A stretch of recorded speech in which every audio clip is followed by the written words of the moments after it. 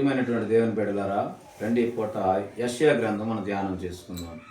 ఉజ్జియా, యోతాము, అహాజు, హిజ్కియా అయిన యూదారాజుల దినములలో యూదాను గూర్చి, యెరూషలేమును గూర్చి ఆమోజు కుమారుడు యెషయా కలిగిన దర్శనం. ఈ నలుగురు రాజులు కనబడుతూ ఉన్నారు. ఉజ్జియా, యోతాము, ఆహాజు, హిజ్కియా, వీళ్ళందరూ యూదారాజులు. ఈ రాజులు పరిపాలించేటువంటి కాలంలో యూదాను గూర్చియు, యెరూషలేమును గూర్చియు, అంటే రెండు పట్టణాలు, రెండు దేశాలు, ఒక మహాప్రదేశం. ఇశ్రాయేల్ దేశం విశాలమైన ఇశ్రాయేల్ దేశం రెండు భాగాలు అయింది. ఒకటి యూదా రాజ్యము, రెండు ఇశ్రాయేల్ రాజ్యము.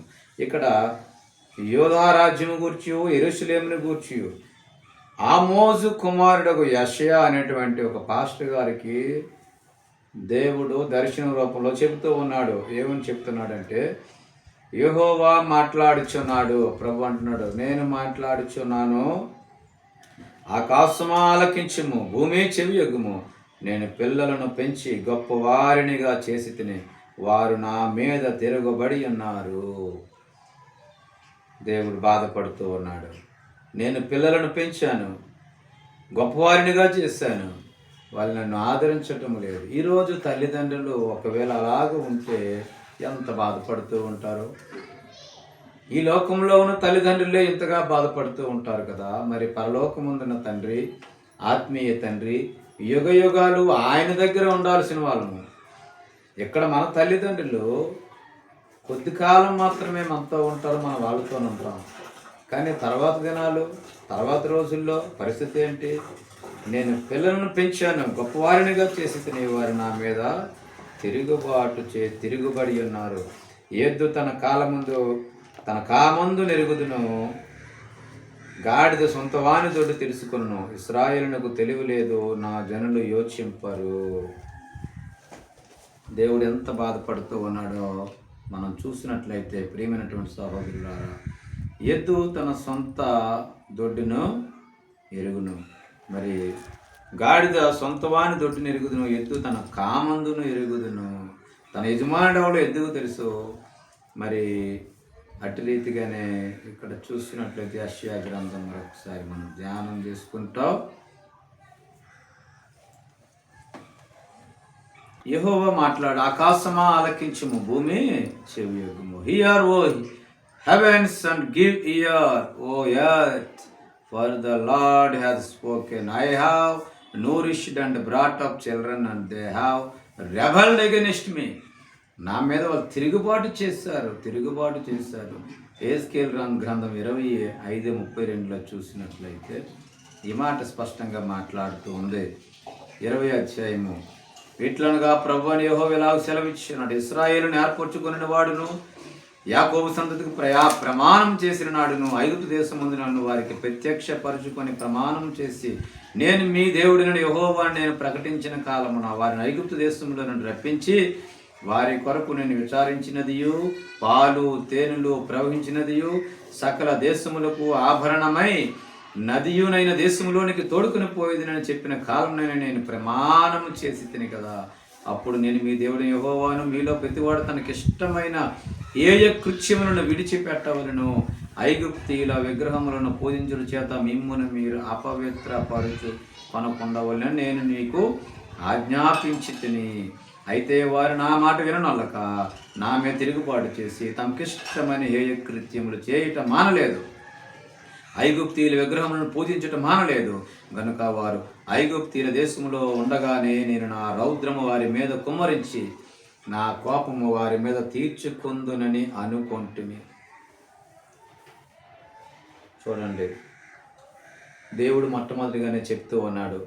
యెహెజ్కేలు రాసిన గ్రంథం 20:5-32 వరకు చూస్తే, దేవుడు ఇశ్రాయేలు ప్రజలతో, తన సొంత ప్రజలతో, దేవుడిని నమ్ముకున్నటువంటి ప్రజలతో ఒక సంభాషణ చేస్తూ ఉన్నాడు. ఇదిగో, నేను మీకు భయంకర స్థితిలో నుంచి విడిపిస్తాను, ఐగుప్తు బానిసత్వం నుంచి విడిపిస్తాను, అక్కడి నుంచి రప్పిస్తాను, పాలు తేనెలు ప్రవహించే నదిలో సకల దేవతలకు ఆభరణమైనటువంటి నది అయిన దేశంలోనికి, మళ్ళీ యోర్దాను దేశంలోనికి, పాలస్తీనా దేశంలోనికి నేను మిమ్మల్ని తీసుకొని వస్తానని ప్రమాణం చేస్తాను కదా, అట్టి రీతిగా మిమ్మల్ని నేను తీసుకొని వస్తాను. నేను తీసుకొని వచ్చాను. మీరేం చేయాలో తెలుసా? మీరు చేయవలసింది ఒకటే, మీ హేయ కృత్యాలు విడిచిపెట్టాలి. మీకు ఇష్టమైనటువంటి అసహ్యమైన క్రియలన్నీ విడిచిపెట్టాలి. ఐగుప్తీయుల విగ్రహాలను పూజించుట చేత మిమ్మల్ని మీరు అపవిత్రపరచుకొనకుండా. ఇన్ని సంవత్సరాలు మీరు పూజించారు, ఇన్ని సంవత్సరాలు మోసం చేస్తారు, ఇన్ని సంవత్సరాలు విగ్రహారాధన చేశారు, ఇన్ని సంవత్సరాలు వ్యభిచారం చేశారు, ఇన్ని సంవత్సరాలు పాపం చేశారు, ఇన్ని సంవత్సరాలు దేవునికి దూరంగా ఉన్నారు. ఇదిగో ఇన్ని సంవత్సరాలు మీరు అబద్ధాలు మాట్లాడుతూ ఉన్నారు. ఇన్ని సంవత్సరాలు తాగుతూ జోదం ఆడుతూ మోసం చేస్తూ నరహత్యలు చేస్తూ ఉగ్రవాదులుగా, నక్సలైట్లుగా, దొంగలుగా, వ్యభిచారులుగా, మోసగాలుగా అనేక దేవునికి విరోధముగా, సమాజానికి విరోధముగా మీరు జీవిస్తూనే ఉన్నారు. అవన్నిటినీ కూడా ఈరోజు మిమ్మల్ని విడిచిపెడితే అది కండిషను. మిమ్మల్ని విడిచిపెట్టగలిగితే మీరు చాలా మంచిది. విడిచిపెట్టుకోండి, మిమ్మల్ని తీసుకొని వస్తాను, మిమ్మల్ని మారిన ఉన్నతమైన స్థానంలో పెడతాను. నన్ను నమ్ముకున్న వాడిని ఎన్నడూ విడిచిపెట్టను. తల్లినే విడిచినేమో కానీ నేను నీ విడువను, ఎడబాయను అని వాగ్దానం చేసినటువంటి దేవుడు, మీరు అపవిత్రపరచుకొనకుండా, మీరు అపవిత్రపరచుకోవద్దు ప్రియమైన సహోదరులారా. మీరు అపవిత్రం చేసుకోవడం చేత మీ యొక్క భవిష్యత్తు పోతూ ఉంటుంది. ఈరోజు మీకు ఇదే మాట సంఘానికి, సమాజానికి, దైవజనులకు, స్వార్థికులకు, సంఘానికి, సహోదరులకు అందరికి ఇదే మాట. మిమ్మల్ని మీరు అపవిత్రపరచుకొనవద్దు. ఈ లోకం వైపు చూడవద్దు. మిమ్మల్ని పిలిచినవాడు నమ్మదగినవాడు, మిమ్మల్ని పిలిచినవాడు సజీవుడు, మిమ్మల్ని పిలిచినవాడు లోకంలో ఉన్నవారందరికంటే, ఆఫీసర్లందరికంటే, అధికారులందరికంటే, ధనవంతులందరికంటే, గొప్పవారందరికంటే, చక్రవర్తులందరికంటే ఆయన మహాఘనుడై ఉన్నాడు ప్రియమైన సహోదరుడా.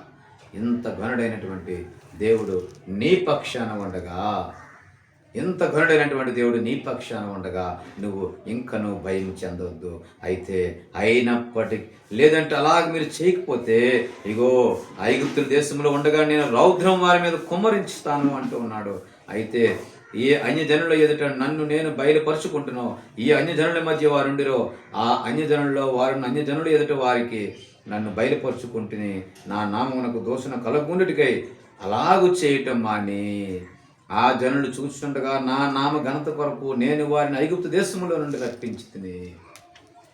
ఈరోజు నిన్ను బంధకాల్లో చూడిపించాడు, మోసకరమైన లోకం నుంచి చూడిపించాడు, దోషకరమైనటువంటి పాప ప్రపంచంలో చూడిపించాడు. నిన్ను ఆత్మీయ జీవితంలోనికి, నూతన యెరూషలేములోనికి నేను నడిపిస్తూ ఉన్నాడు. నూతన యెరూషలేములోనికి యుగ యుగాలు దేవునితో సజీవంగా సంతోషంగా ఉండేటువంటి దేశంలో నడిపిస్తూ ఉన్నాడు. అటువంటి నడిపించే పరంపరలో ఇదిగో ఆయన అంటూ ఉన్నాడు కదా, ఏ అన్యజనుల మధ్యలో నేను నిన్ను ఎన్నుకున్నాను, ఏ అన్యజనుల ఎదుట నన్ను నేను బయలుపరుచుకుంటాను, నీ ఎదుట నీలోనే బయలుపరుచుకుంటాను. ఎప్పుడంటే నువ్వు పవిత్రంగా ఉండు, ఎప్పుడంటే నువ్వు పరిశుద్ధంగా ఉండు, ఎప్పుడంటే నువ్వు నీతిగా నివసించు, ఎప్పుడంటే నీతి కొరకు ఆకలి దప్పులు కానీ వారు ధన్యులు, వారు దేవుని రాజ్యంను స్వతంత్రించుకుందరు. నీతి కొరకు, నీ నామము కొరకు, ఆయన నామము నిమిత్తము హింసించబడినప్పుడు, కొట్టబడినప్పుడు, దూషించబడినప్పుడు, ఇదిగో మీ పేరు చెడ్డదని కొట్టవేయబడినప్పుడు మీరు సంతోషించవలనని దేవుడు మాట తెలియజేస్తూ ఉంది. ఇది జీవముగల దేవుని మాట ప్రియమైన సహోదరులారా. ఇదిగో ఈ మాట చూసినట్లయితే, ఈ జనులు అలాగ నా నామ ఘనత కొరకై నేను రప్పించి వాళ్ళ మధ్యలో ఉంటాను. అయినప్పటికీ వాళ్ళ జీవితాలను పాడు చేసుకుని ఏం చేశారో తెలుసా? చూడండి ఒక్క మాట. తొలిచూలిని అగ్నిగుండములను దాటించి బలిదానములు ఇచ్చడి చేత తమ్మును తాము అపవిత్రపరుచుకున్నారు. మీ జీవితంలో, మీ ఇంట పుట్టిన పంటలో, మీ ఇంట పుట్టినటువంటి దూడలో, మీ యొక్క జీవితంలో అలవర్చినటువంటి వాటిలో మీకు మొట్టమొదటిగా లాభకరమైనది వచ్చిన దాంట్లో, లేకపోతే మీ గృహంలో, మీ గర్భంలో పుట్టిన వారిని కూడా అగ్నిగుండాలను దాటిస్తూ ఉన్నారు, బలిదానాలు ఇస్తూ ఉన్నారు, విగ్రహాలు కల్పిస్తూ ఉన్నారు. అదంతా చేసింది లోకము, అదంతా చేసింది ఐగుప్తు దేశము, అదంతా చేసింది పాపిష్టి లోకము. ఆ లోకం వల్లే, అపవిత్రమైన లోకం వల్లే మీరు అలాగే ఉండొద్దు సుమా. అందుకే అయినా మీరు మీ పిల్లలను దాటిస్తున్నారు, అయినా మీరు వాళ్ళతో రచ్చలు కట్టించుకుంటున్నారు, వాళ్ళ వల్లే మీరు వెళ్ళి శకునాలు చూపించుకుంటున్నారు, వాళ్ళ వల్లే వెళ్ళి మీరు క్యాలెండర్లు చూస్తూ ఉన్నారు, వాళ్ళ వల్లే మీరు వెళ్ళి విగ్రహాలను మొక్కుతూ ఉన్నారు, వాళ్ళ వల్లే వెళ్ళి మీరు సినిమాలు చూస్తున్నారు, వాళ్ళ వల్లే వెళ్ళి మీరు దృశ్యాలు చూస్తున్నారు, వాళ్ళ వల్లే మీరు కూడా వ్యభిచారము, మోసము, దొంగతనము, నరహత్య సమస్తము కూడా నడిచిపోతూ ఉన్నారు. ఇదిగో పచ్చని ప్రతి చెట్టు కింద కూడా విచరిస్తూ ఉన్నారు. మీరు వాటితో మొక్కుతూ ఉన్నారు, వాటిని అట్టుకుంటూ ఉన్నారు, మనుషుల కాళ్ళకు మొక్కుతూ ఉన్నారు. ఇదిగో నేను అంటున్నాను, అది అపవిత్రమైనది, అది అపవిత్రమైనది. కాబట్టి make them dissolute to end that might may that I am the lord. I polluted them in their own gifts. మీరు caused pass through the fire on all opened the womb that might make them desolate. అంటే మీరు pollute చేసుకుంటూ ఉన్నారు, మీరు pollute చేసుకుంటూ ఉన్నారు, అపవిత్రం చేసుకుంటూ ఉన్నారు. కారణం ఏంటంటే మీరు లోకస్తులతో స్నేహము, లోకం ప్రజలతో స్నేహము, దేవుని బిడ్డలు విడిచిపెట్టడం, దేవుని సంఘాన్ని విడిచిపెట్టడం, దేవుని దాస్యం దూరం చేసుకోవడం. కాబట్టి దేవుడు వాక్యం మీలో లేనంత వరకు కూడా మరలా మీరు లోకంలోనికి వెళ్ళిపోతూ ఉన్నారు. అందుచేత ఆయన అంటూ ఉన్నాడు కదా, ఎద్దుగో ఆయన ఆకాశానికి భూమికి నేను సాక్షిగా పెడుతూ ఉంటున్నాడు కదా, నేను పిల్లలను పెంచి గొప్పవారినిగా చేసేదిని కానీ వారు నా మీద తిరుగుబట్టున్నారు. ఆకాశం ఆ వినుమో, భూమి చెవియొగ్గుమో. ఎద్దు తన కామందు నిరుగుతుంది, మరి గాడిద సొంతవాణి దొడ్డి నిరుగుతుంది, కానీ ఇశ్రాయేలుకు తెలివి లేదు, నా జనులు యోచింపరు. అయ్యో, ఇలా యోచించకపోతే నెక్స్ట్ భరించాల్సింది దేవుని ప్రజలు. నెక్స్ట్ దేనికైనా దేవుడు ప్రేమిస్తూనే ఉన్నాడు.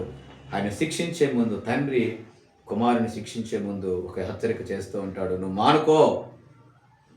కుమారుడు మానుకోకపోతే, కుమార్తె మానుకోకపోతే, అపవిత్రమైన జీవితంలో నుంచి బయటికి రాకపోతే ఇంకా పనిష్మెంట్ చేయడం మొదలు పెడతాడు.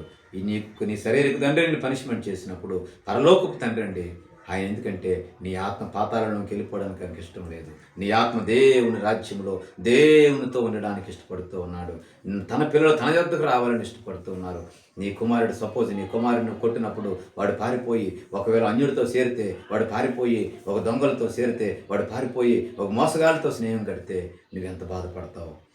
అప్పుడు మళ్ళా కొట్టడం మొదలెడుతూ ఉంటావు, మళ్ళా ప్రతిరోజు ఇంటి దగ్గర దండిస్తూ ఉంటావు. వాడి ఎందుకంటే వాడు మళ్ళా నీ దగ్గరికి వస్తే నువ్వు మంచి మాటలు చెబుతావు, మంచి మార్గంలో పెడతావు. అలాగే మరి ఆత్మీయ తండ్రి, జీవముగల దేవుడు, మనల్ని కన్నటువంటి తండ్రి, ఆయన నిన్ను మళ్ళా లోకంలోకి వెళ్ళిపోతున్న నిన్ను ఆయన పట్టుకొని పిలుస్తూ ఉన్నాడు, ఆయన పట్టుకొని వెంబడిస్తూ ఉన్నాడు, ఆకాశానికి భూమికి సాక్ష్యంగా పెడుతూ ఉన్నాడు.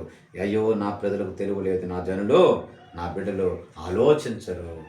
ప్రియమైన సహోదరుడా, సహోదరి, నీ స్థితి ఎలాగుంది, నీ పౌరస్థితి ఎలాగుంది, ప్రస్తుత స్థితి ఎలాగుంది? ఆయన మాట వింటే నిన్ను ఆశీర్వదిస్తాను అంటున్నాడు. నువ్వు పవిత్రంగా ఉంటే దేవుడు నిన్ను దీవిస్తాడు, అపవిత్రంగా ఉంటే దేవుడు నిన్ను శపిస్తాడు. చాలా జాగ్రత్త. నువ్వు దేని చేత హింసించబడుతున్నావో, ఎలాగుంటున్నావో, ప్రియమైన సంగమా, సేవకురాలా, విశ్వాసురాన్రా, సహోదరులారా, సహోదరి, ప్రియమైనటువంటి దేవుని బిడ్డలారా, మీ అందరికీ కొడిదే హెచ్చరిక. ఆయన మాట వింటే చాలు. భూమికి ఆకాశానికి అప్పగించక మునిపే మీరు ఆయనకు సరెండర్ అవ్వండి, గొప్ప ఆశీర్వాదాలు పొందుకోండి. ఈ లోకం మిమ్మల్ని మోసం చేస్తుంది. దావీదుని మోసం చేసింది లోకము. ఇదిగో యోసేపును మోసం చేయడానికి ప్రయత్నం మోసం చేసింది లోకము. యాకోబుని మోసం చేసింది లోకము. ప్రతి ఒక్కరిని కూడా మోసం చేస్తూ యేసు ప్రభువును కూడా మోసం చేయాలనుకుంది సాతాను, కానీ మోసం చేయలేకపోయింది. ఎందుకంటే ఈజ్ అండ్ హోలీ, ఆయన చాలా పరిశుద్ధుడై ఉన్నటువంటి దేవుడు. ఆయన ఎవరు మోసం చేయలేరు. మనం ఆయన వలె ఆయనను పోలి నడుచుకున్నట్లయితే మిమ్మల్ని మోసపరచడానికి ఏ సాతాను కూడా ప్రయత్నాలన్నీ విఫలమవుతాయి. కాబట్టి మీ గొప్ప ఆశీర్వాదం, దేవుని రాజ్యంలో స్థానము మీకు కలుగును గాక. మిమ్మల్ని, మీ బిడ్డలని, మీ కుటుంబాలని దేవుడు నిండాలుగా దీవించి ఆశీర్వించును గాక. ఆమేన్. మహాదేవుడా, మహోన్నతుడా, వాక్యాన్ని బిడ్డలను దీవించండి, ఆశీర్వదించండి, మహిమ కొరకు వాడుకోండి. యేసుక్రీస్తు నామములో చిన్న ప్రార్థన సమర్పించాడు వేడుకొంచున్నాం తండ్రి. ఆమేన్.